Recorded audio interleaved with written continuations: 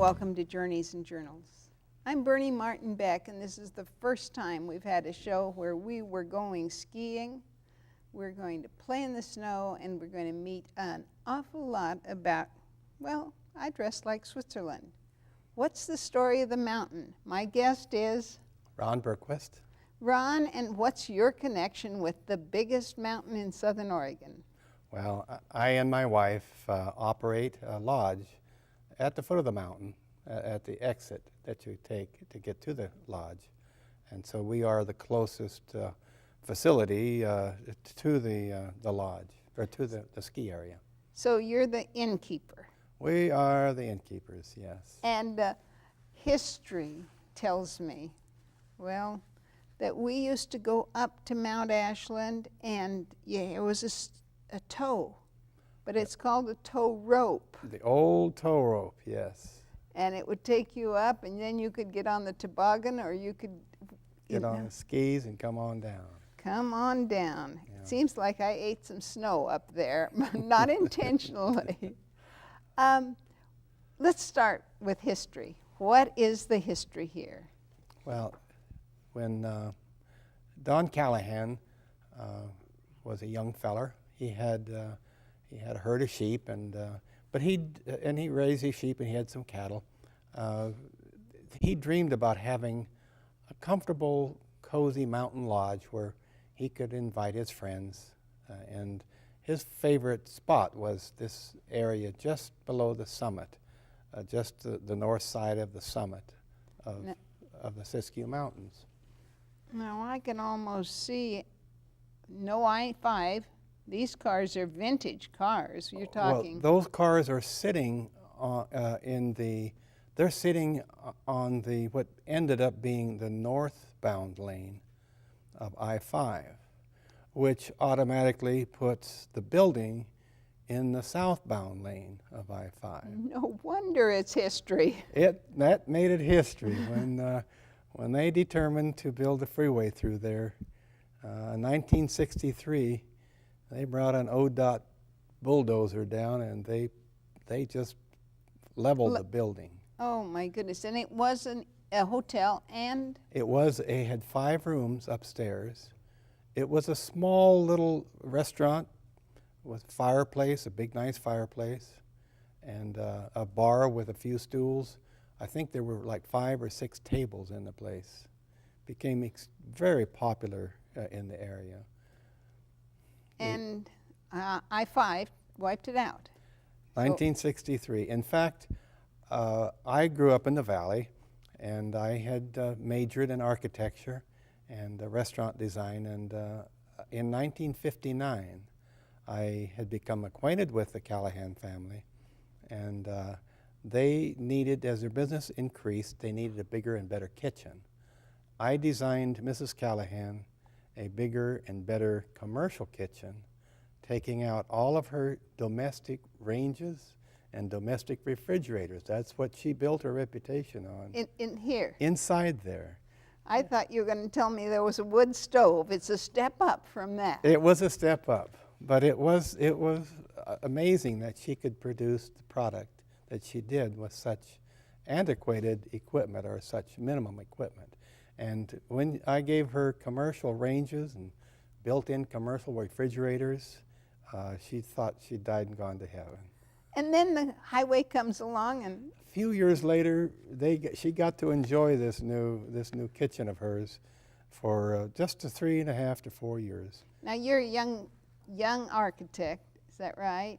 Just out of school. Where did you take? Well, I didn't complete architecture school, but I studied it in high school and in college, and but I had put my way through high school, drawing restaurant equipment layouts for other restaurants. How would you have the know-how to do that? Well, I kind of grew up in the industry. My mother in Portland during the war, my mother worked as a waitress, and I would go down and visit her from time to time in downtown Portland. And I was always fascinated. It could have been that the waitresses kind of spoiled me with milkshakes and sundaes and things like that. So I guess I just developed a affinity towards restaurants. A love affair. Yes. Oh, that is fantastic. So you've done other restaurants? I have been doing designing and developing and building restaurants basically all my life. So kind of give me some, for instance, where'd you? Well, I continued to design restaurants, and then I had a chance to develop one for Sambos Corporation, and they liked it, so they hired me as their architect, and I developed their restaurants from number 6 unit to 46. So I did 40 restaurants for the Sambos restaurant chain. I left the company, and they used my same designs for another 46 or well, another 1,000. There was over 1,000. They had nearly 1,500 when they finally shut down. Oh, and I miss nationwide. I miss him. But now that brings us to Mount Ashland. And this, when I knew our guest was coming all the way from the mountain, I went online, thanks to my husband Doug, and pulled up all kinds of information about the history of Mount Ashland. When I was a kid, Mount Ashland was where Highway 99 was. That's where the skiing people that were brave, and they had skis that were really long. I mean, yes. Doc Campbell was 6'6", and his skis were that much taller than him. And we have a couple sets of those old-fashioned skis hanging in the lobby of our lounge, of our restaurant. And where is your restaurant? It's Callahans Lodge, and it's at the Mount Ashland exit on I-5, which is just about just less than a mile south and further up the ridge than what this location was. So it's one little hump over. Just one more ridge to cross. Milepost. This was right at milepost 7, and ours is between 6 and 5 and 6. Well, I saw on the news the most tragic story of this bride and groom who'd gone off to have their wedding pictures taken in Lithia Park. Yes. The family was up at Callahans where the wedding was to be taken place. When was this famous wedding that didn't happen? It would have been September 2nd, 2006. And it was scheduled to, let's see, they were going to have hors d'oeuvres at 4:30, and our kitchen was in the process of making the hors d'oeuvres. They wanted wood broiled vegetables as an hors d'oeuvre, and so they'd fired up the broiler, the wood broiler, to cook the vegetables. And the young fellow who did it hadn't done it before. He was a morning cook and wasn't familiar with how to manage the wood fire. He started the fire and gave it more fuel than it needed, and left it and forgot about it, and came back, and it was too late. It was into the hood. Now you're telling about this place. Well, the place that was before it was rebuilt like that. Okay, now are you telling me about this one? Yes, it was this one. The only difference, this is how it looked when we bought it in 1996. Oh, snowed in, how I remember. Oh, yeah. It's beautiful.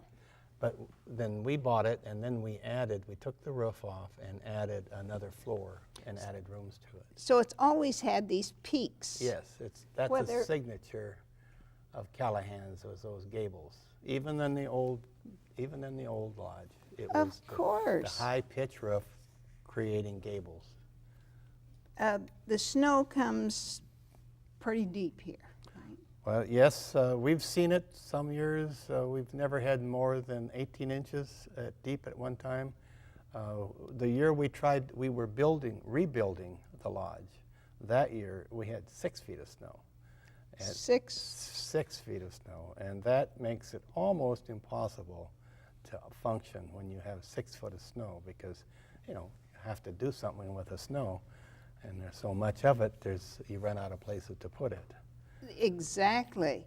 Well, I talked to my brother, and my sister-in-law Robin said that they had gone up. They were having dinner at this lodge one nice evening, and the snow began. And the snow fell and fell and fell, and just about didn't get off the hill. I'm sure that happens. That happens all the time, yes. But I'd love to have a room at your lodge and have that Well, happen. now people hope that happens, because then they are justified in going ahead and Staying over, right? claiming snowbound status. A snow day. Yes. Well, I brought a few things that might just help out in the case of being snowbound. Oh, yes.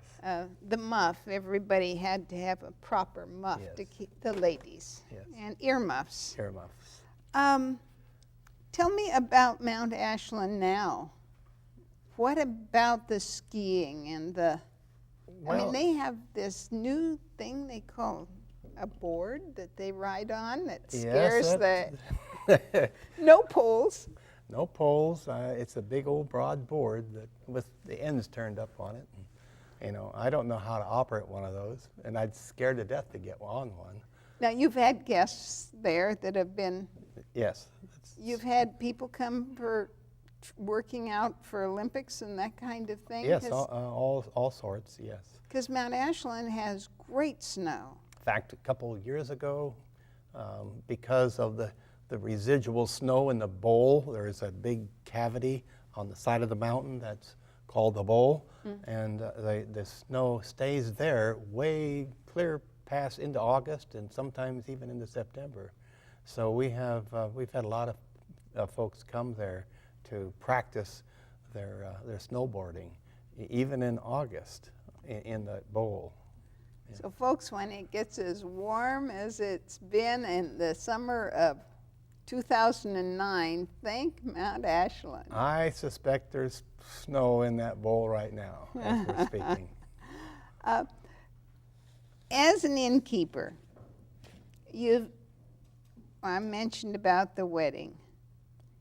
You folk, according to the news broadcast down here and out of Medford, you folks did everything you could to accommodate the guests, but the town of Ashland did some spectacular. It was absolutely a community. The community came together in a most amazing way. The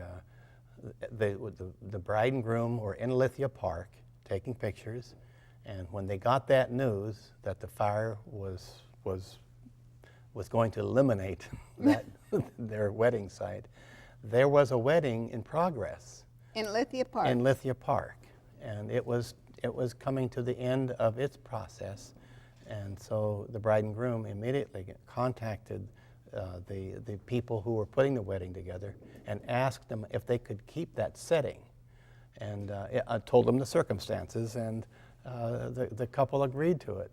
And they ran down to the city hall, didn't have a permit. You got to have a permit in the city, or in Lithia Park.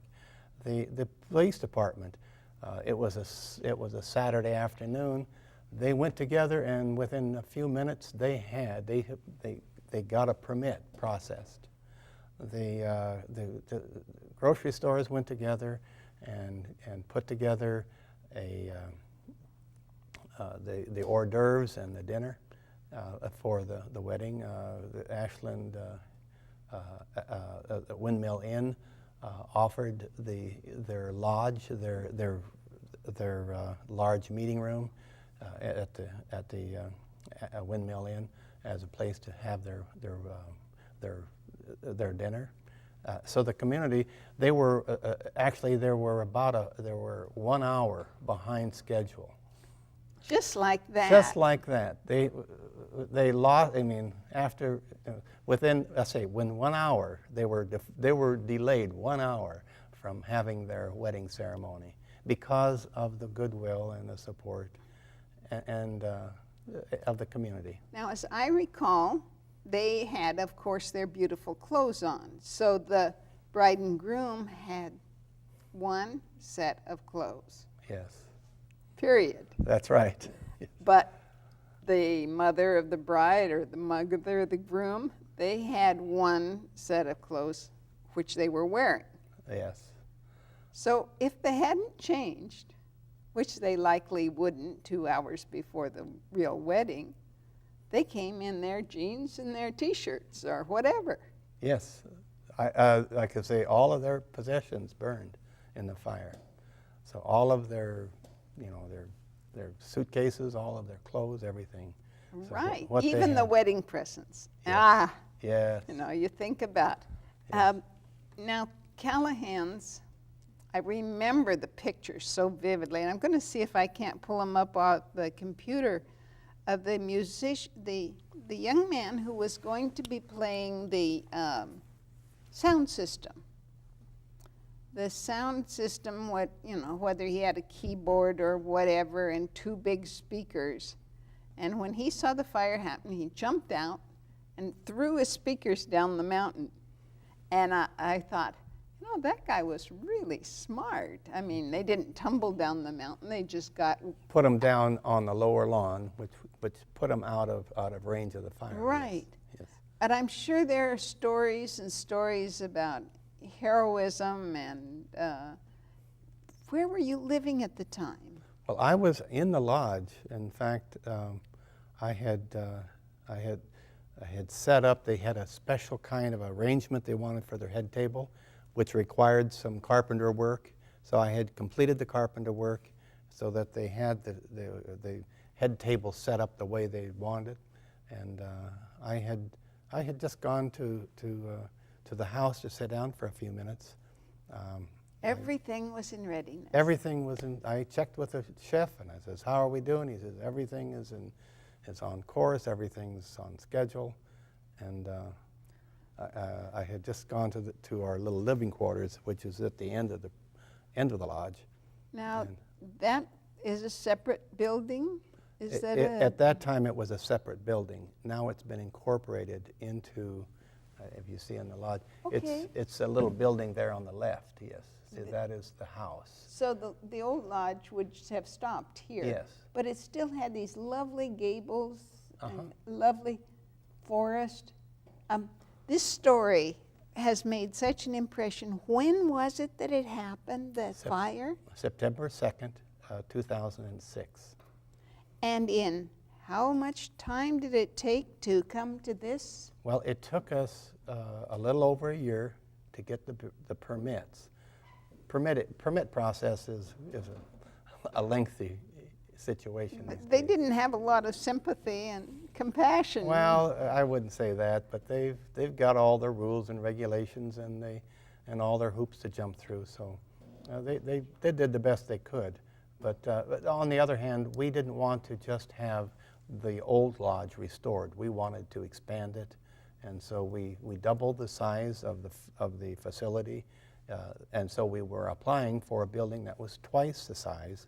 Plus, we wanted to put cabins and cottages on the perimeter of the property, and we didn't want to have to go back and go through that process. So we had it all completed. I mean, we had it designed, and we applied for it to be in its built-out condition, complete. And so that took more time. Well, I guess the week it opened or the week after, I wanted to have this interview. I realized I was way, way too early. I mean, you folks had so much to do. A lot on our plate. But when I went up there to check it out, because I'm a curious kid and I love to, I walked in, and I don't know, but that first impact was like, this is like the old lodge. I wanted the people, my goal was that when people walked through that front door, I want them to look around, and I wanted them to say to themselves, I thought this place burned down. and fortunately, that is the basic reaction we get. They look around and it says, I thought it burned down. And then you walk through into the dining room, and there's this fireplace. And I swear it has to be the same.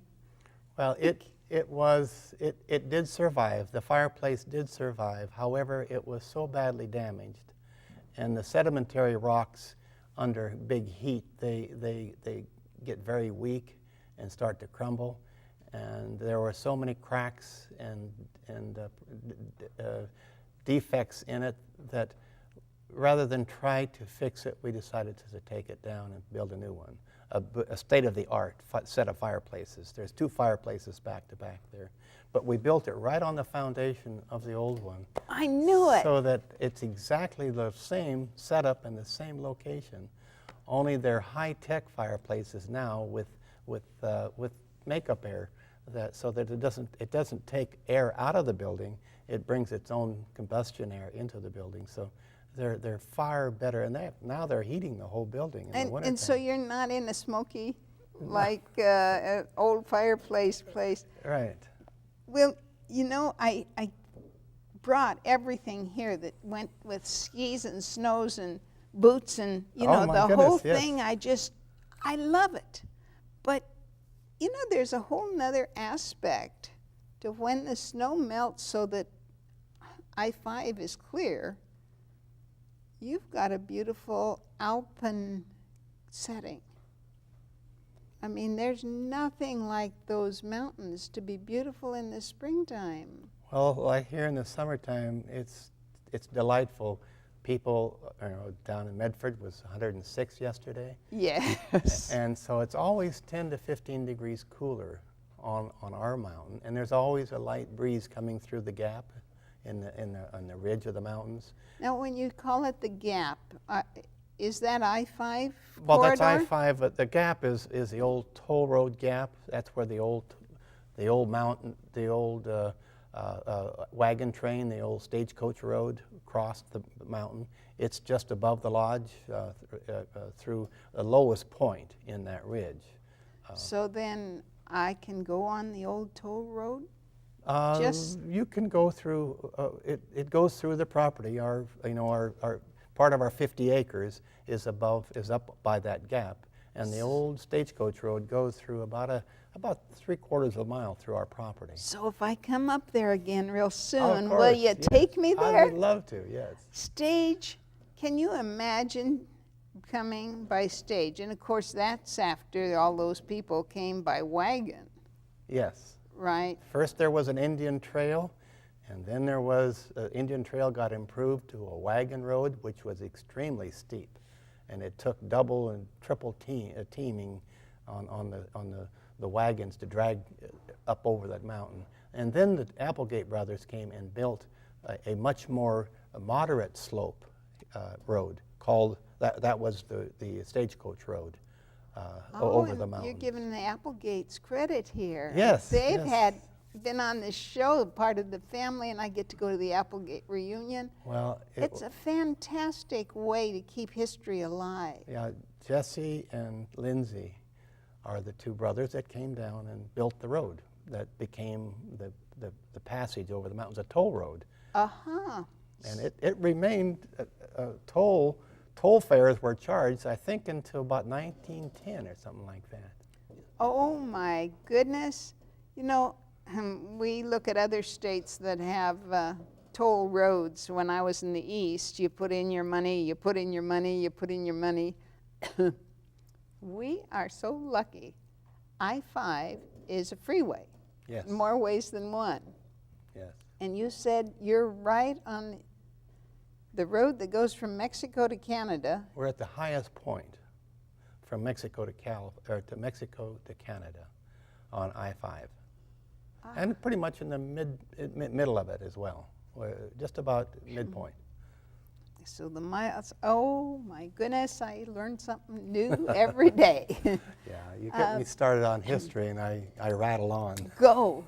We've got 3 whole minutes for you to tell me the history. Well, you know, I love Southern Oregon. Spent my life there. I grew up there in the mountains. Chased wild horses in the hills above Eagle Point, between there and Butte Falls. For fun or catching? Well, it was fun, but I mean, supposedly we were supposed to come out ahead on it. But like I say, I grew up and I loved the area. I had chances to move away. I built other businesses all through the West in my course of my life, but I had chances to move into other areas, and I could never find a place that I liked as much as Southern Oregon. So when I sold my enterprise, I came back and settled back in my town in the hills of Southern Oregon. My Uncle Berwick said to my dad, Robert Martin, they said, "Bob, why don't you go to some place where you can put dollars together? You're here putting nickels together." Father said, we found home. Southern Oregon to me is the hollow of God's hand. And you go over the mountains into Northern California, and some of the most beautiful Dunsmuir trains and all that. Wow. Now people come from far, and your guests come from? Our primary market is the, if you took a radius, if you took a 60 to 70 mile radius around our point, which includes Klamath Falls, Grants Pass, the coast, Dunsmuir, Mount Shasta, it's about 300,000 people, and but beyond that, you know, we get business off the freeway as well. And that's where our Better Life TV started, with that same footprint that you've just described. And now we're moving Eugene, Corvallis, over to the coast, Coos Bay, and they'll be seeing this show too. I want to thank you so very much for being my guest. I've enjoyed it very much. And I'll be up to be your guest in just no time at all, well, because we would love that. I love that Oregon Trail story, and I want to see just where those wagon wheels turn. I'll be happy to show those to you. Yeah. I think he promises all of us a good view up there. Yes. So I'm Bernie Martin Beck, and I want to thank you all for tuning in. I get to travel Southern Oregon, Northern California, and soon into Central Oregon, into the Eugene, Springfield area. Thanks for riding along with us. Bye for now.